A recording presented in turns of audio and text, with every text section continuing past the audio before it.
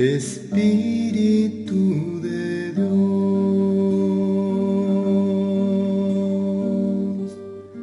llena mi vida.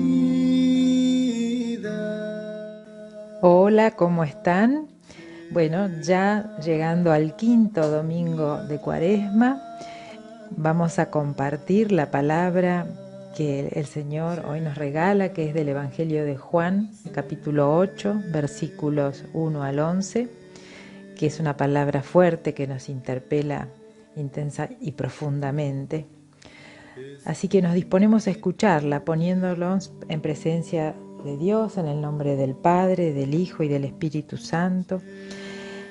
Y le pedimos, Señor, que envíes tu Santo Espíritu, que, Señor y dador de vida, que haga nuevas todas las cosas, especialmente que renueve nuestros corazones, nuestras mentes, todos nuestros sentidos, para que podamos aprovechar con fruto este momento de oración.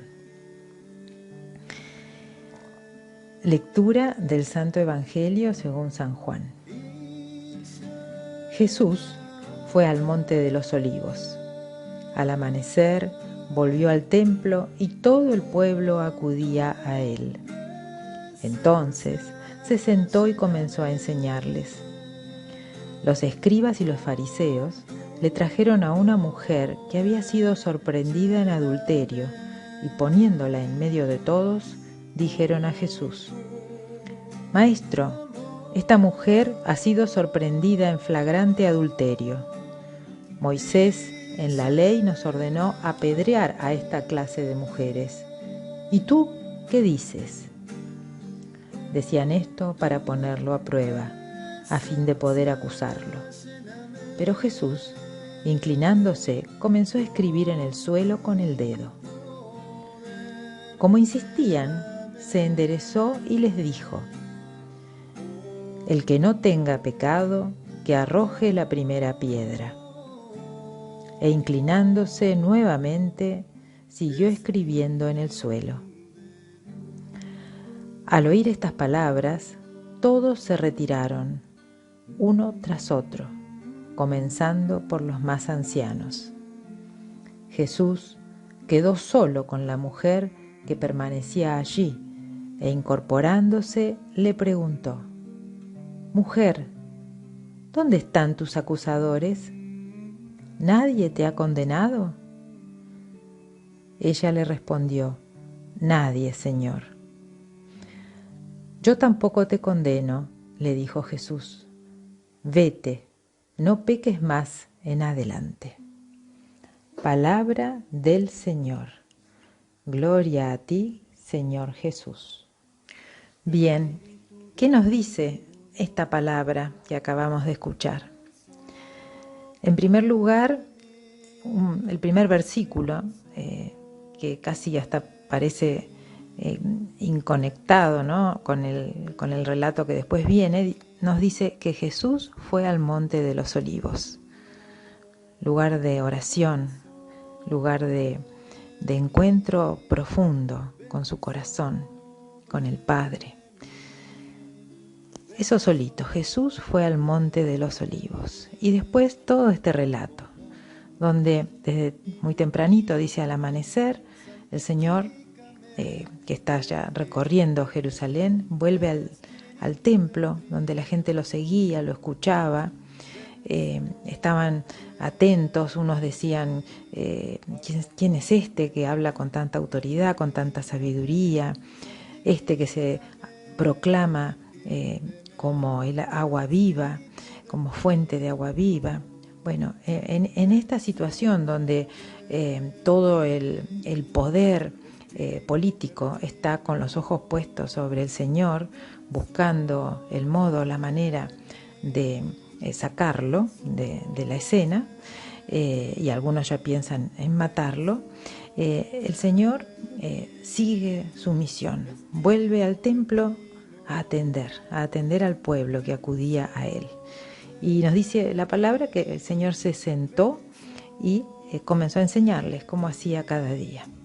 Y es en ese momento, en esta escena, que aparecen los escribas y fariseos que le traen a esta mujer, que no sabemos su nombre, no sabemos más detalles, simplemente una mujer que había sido sorprendida en adulterio. Y la ponen en medio de todos, y le hacen este anuncio, ¿no?, a Jesús para probarlo, para buscar la manera de hacerlo pisar el palito, como quien dice, ¿no? Porque ellos pensaban que le dicen que esta mujer debe ser apedreada según la ley de Moisés, y entonces piensan que Jesús tiene dos opciones, ¿no? O decir que sí, que tenía que ser apedreada, y en cuyo caso iba en contra de todo lo que venía anunciando, ¿no? Que el reino del amor, la misericordia, el perdón, todo esto caía por tierra. Y si decía que no, estaba en contra de la ley de Moisés o de lo que estaba escrito en la ley. Pero en el Señor, en los caminos del Señor, siempre hay una tercera posibilidad, ¿no? Siempre hay algo que sale de la expectativa humana, ¿no? Que es esto o esto, blanco o negro. Hay un gris, ¿no? El Señor, en su infinita sabiduría, en su gran sagacidad, empieza por ponerlos a pensar o ponerlos tal vez nerviosos, ¿no? Se agacha, se inclina y comienza a escribir en el suelo con el dedo, ¿no? Y como ellos insisten y quieren una respuesta, el Señor se pone de pie y dice esta frase, ¿no?, tan fuerte: el que no tenga pecado, que arroje la primera piedra. Y nuevamente vuelve a inclinarse y sigue haciendo lo mismo, escribiendo en el suelo. De tal forma que todos los que estaban allí, empezando por los más ancianos, ante el enrostrarles, ¿no?, que si se consideraban sin pecado, comienzan a retirarse. El Señor les dice que solamente aquel que no tenga pecado tiene derecho a juzgar. Y esto es una respuesta que ellos no se esperaban. Es algo que los sacó de su centro, ¿no?, de su centro tan malvado que solamente pensaba en ponerle esta trampa a Jesús.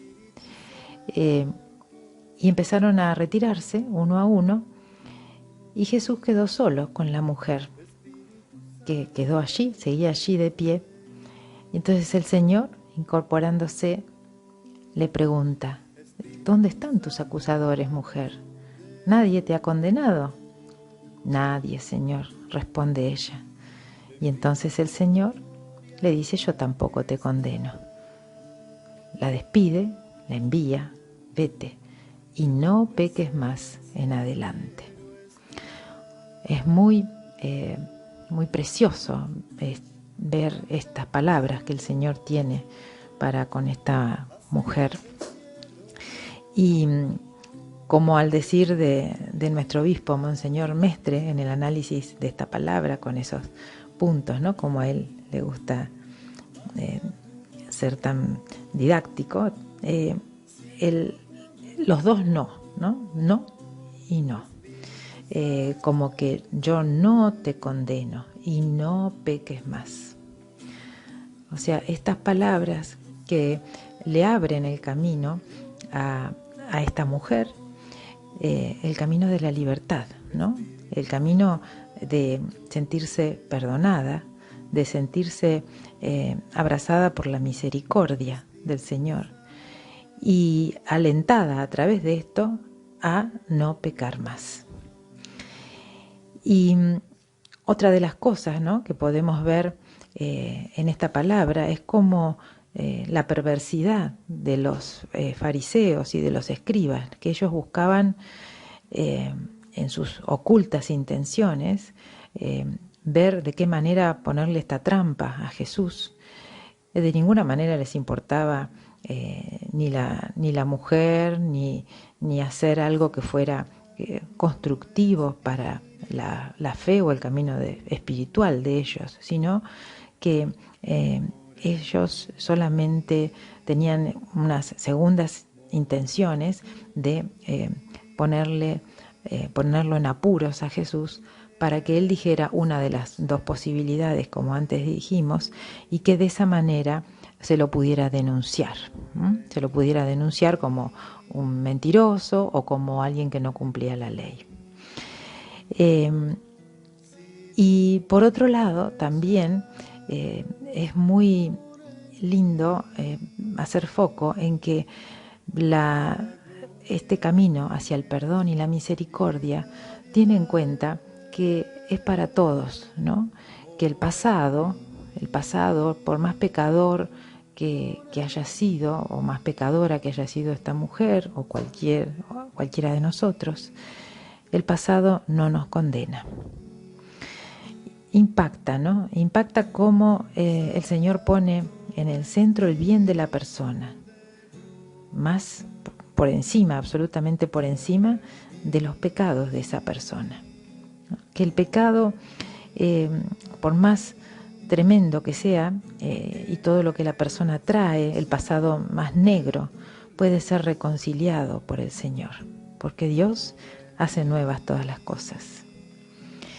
Ahí lo teníamos a San Pablo, ¿no? A Pablo en la carta a los Filipenses, la segunda carta también de hoy, donde él habla de su camino de fe y dice, olvidándome del camino recorrido, va a decir, me lanzo hacia adelante y corro en dirección a la meta, para alcanzar el premio del llamado celestial que Dios me ha hecho en Cristo Jesús. Es decir, Pablo, como modelo también nuestro, se reconoce pecador, de hecho, ¿no? Tremendamente oscuro su pasado, y sin embargo el Señor, a través de haberlo elegido, de haberlo hecho ver su dignidad y su valor verdadero y profundo, lo transforma, lo reconstruye en un ser nuevo que es capaz de lanzarse hacia adelante e ir hacia la meta, que es vivir según Cristo Jesús, ¿no? Ir a esa meta. Y por otro lado, Jesús parece como ignorar, ¿no? No escuchar lo que le dicen. Si nosotros vamos a la escena y ya vamos a ir mirando, contemplando un poquito el icono. Este es un icono muy particular, forma parte de las ilustraciones de la llamada la Biblia de San Juan, que es un escrito manuscrito moderno que fue hecho por monjes benedictinos y terminado hace poquititos años. Y llevó mucho tiempo hacerlo porque ellos se habían propuesto hacer la Biblia totalmente escrita con elementos naturales, con la pluma, tinta, todas cosas absolutamente naturales y ilustradas, ¿no? Y esta es una de las ilustraciones, una de las escenas de esta Biblia que están ilustradas, que justamente nos sirve muy bien para contemplar todo esto que estamos diciendo. Y nosotros vemos en esta imagen dos escenas que tienen que ver con dos momentos. Cuando Jesús está en el templo, sentado, dando su enseñanza, y traen a la mujer, ahí se ve en la parte superior, ¿no es cierto?, cómo la traen y a ella se la ve en un gesto de miedo, de vergüenza. Y por otro lado, además de los que la traen, están los que se ven hacia la izquierda de la imagen, que ya tienen las piedras preparadas en la mano, ¿no? Y vemos a Jesús que comienza a escribir en la tierra, en el suelo.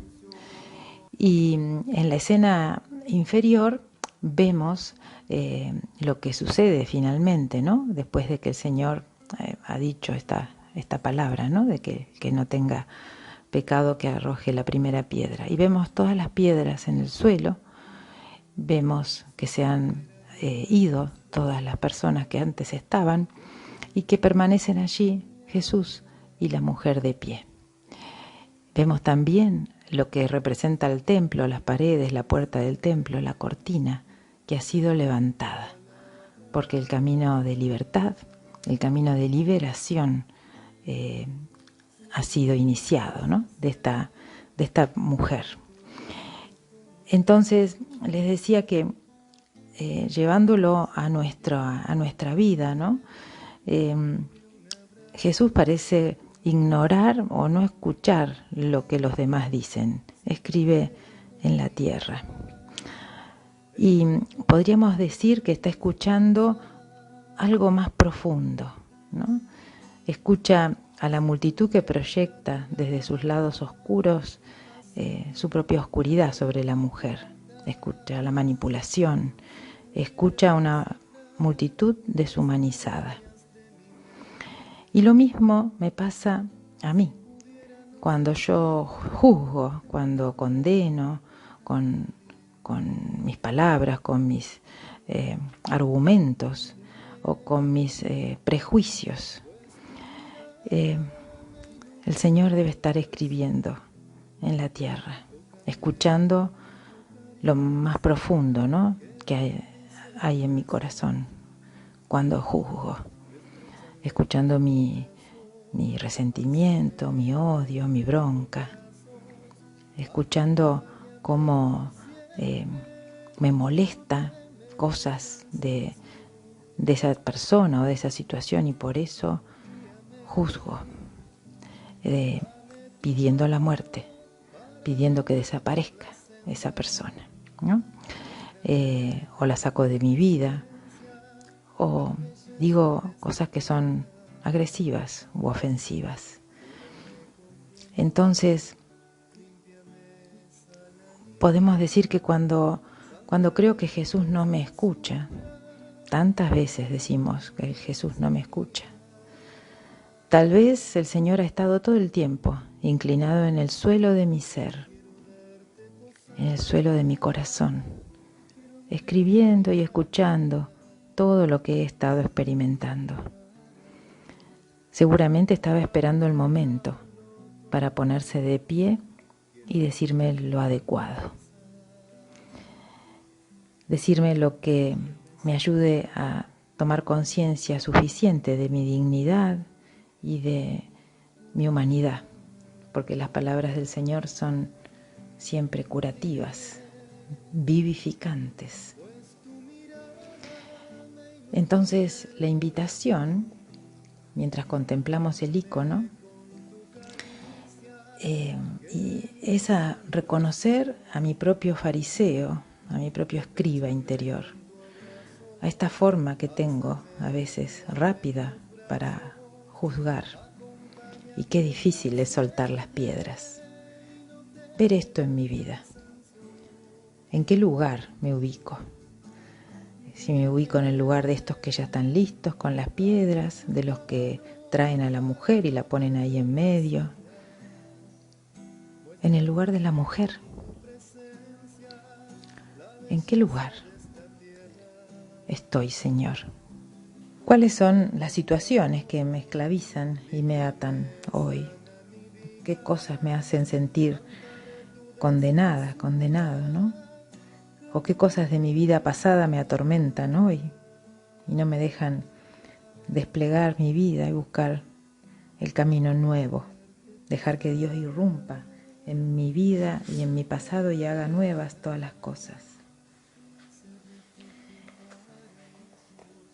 ¿Puedo entender esta presencia del Señor en el fondo de mi corazón?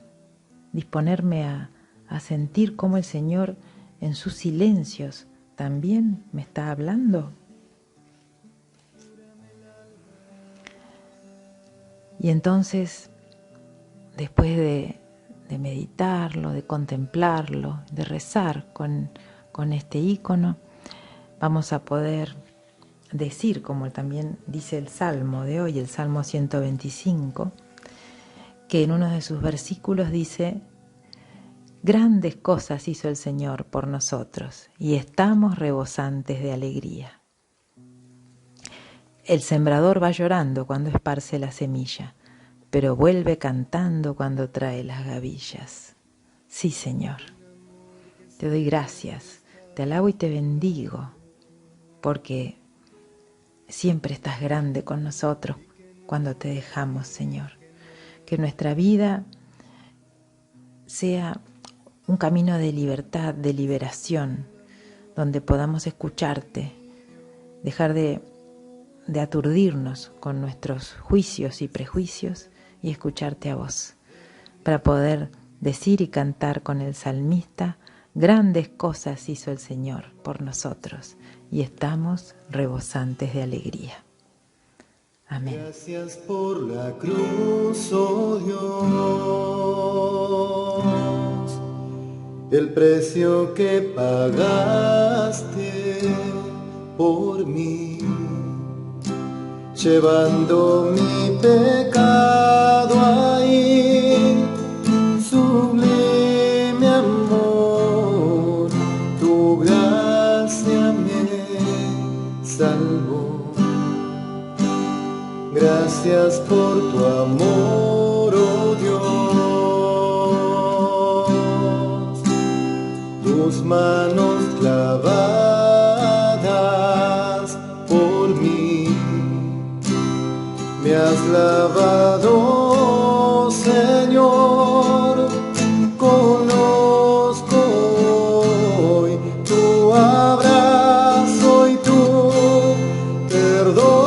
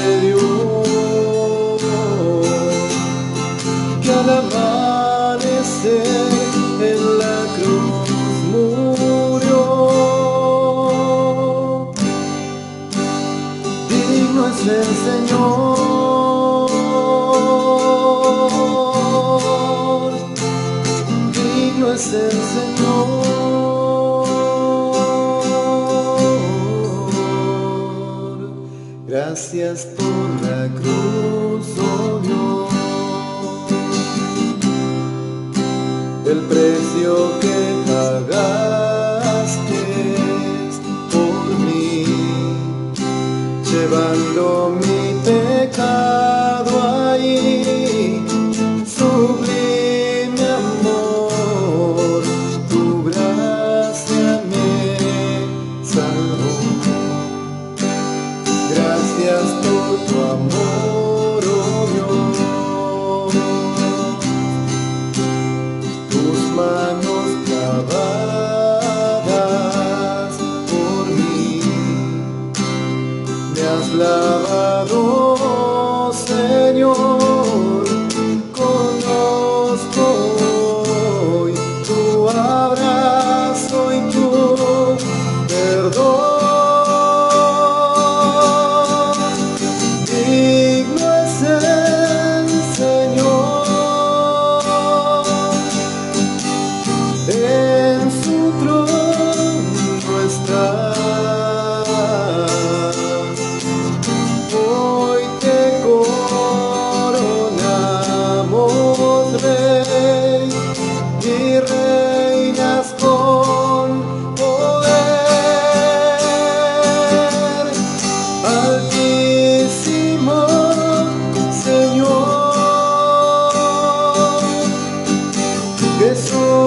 Hijo de Dios,